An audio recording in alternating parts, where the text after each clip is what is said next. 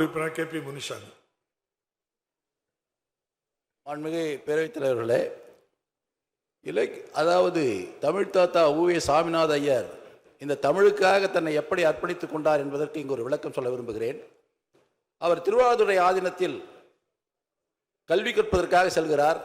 இவருடைய பெற்றோர்கள் வைத்த பெயர் வெங்கட்ராமன், வைணவ பெயர். திருவாரூரை ஆதீனம் என்பது சைவ சித்தாந்தத்துக்குரியது.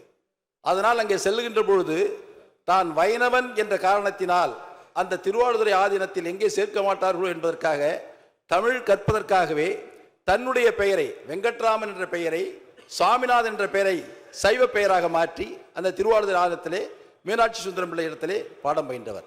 அப்படி பாடம் பயின்று சீவக சிந்தாமனுடைய நூலை உருவாக்குகின்ற பொழுது பிழையில்லாமல் கொண்டு வர வேண்டும் என்பதற்காக சமண கல்வியாளரிடத்தில் சென்று அவரிடத்தில் விளக்கம் கேட்கின்ற பொழுது அன்று அவரோடு இருந்த சைவத்திலே ஈடுபாடு உடையவர்கள் சமணரிடத்திலே நீங்கள் எப்படி போய் கேட்கலாம் என்று கேள்வி கேட்ட பொழுது எனக்கு தமிழ்தான் முக்கியம், தமிழ் பணிதான் முக்கியம், மதம் முக்கியம் இல்லை என்று அப்பொழுதே சொன்னவர்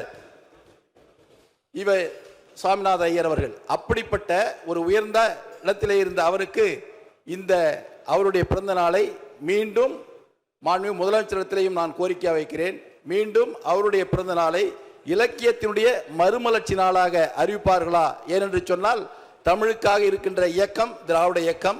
அந்த திராவிட இயக்கத்திலே இருந்த இதயம் டாக்டர் புரட்சி தலைவி அம்மா அவர்கள் இவருடைய திருப்பெயரிலே விருதை அறிவித்திருக்கிறார்கள்.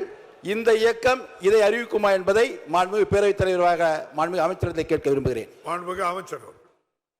மாண்புமிகு பேரவைத் தலைவர் அவர்களே, தமிழ் தாத்தா உவேசா அவர்களை பற்றி இங்கே மாண்புமிகு உறுப்பினர் அவர்கள் பல்வேறு கருத்துக்களை எடுத்து சொன்னார்கள். முழு கருத்துக்களும் நாங்கள் ஏற்றுக்கொள்கிறோம். அதில் எந்த மாற்று கருத்தும் இல்லை.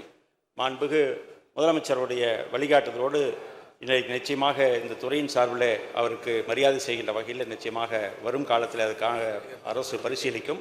அதே நேரத்தில் ஆண்டுதோறும் அவருக்கு மாநில விழாவாக, அரசு விழாவாக அவருடைய பிறந்தநாளை நாம் கடைபிடிக்கின்றோம். சென்னை கடற்கரை சாலையில் உள்ள அவருடைய திருவுருவ சிலைக்கு மாலை அணிவிக்கிறோம். மாண்புமிகு உறுப்பினர் சொன்னது போல் அவருடைய பெயரில் தமிழ் புலவர்களுக்கு விருது வழங்குகிறோம். அதே போல் இன்றைக்கு அவருடைய பிறந்த ஊரான உத்தமநாதபுரத்தில் அவருடைய வீடு சிறப்பாக அரசின் சார்பில் பராமரிக்கப்படுகிறது.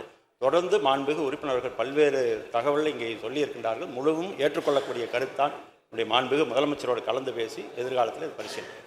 விநாயகன் 144 மாண்புமிகு உறுப்பினர் நல்ல தம்பி. மாண்புமிகு முதலமைச்சர் அவர்கள்.